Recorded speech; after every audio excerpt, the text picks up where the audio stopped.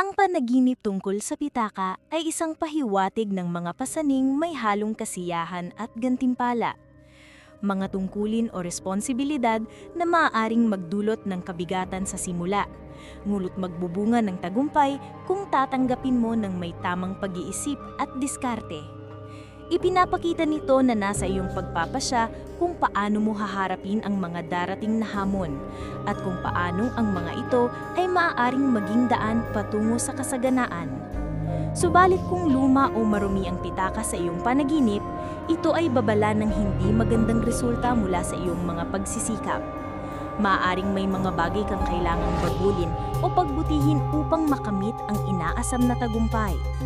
Paalala ito na maging maingat, mapanuri at huwag mawala ang pag-asa, sapagkat ang tunay na yaman ay nakikita sa karunungan ng iyong mga pagpili.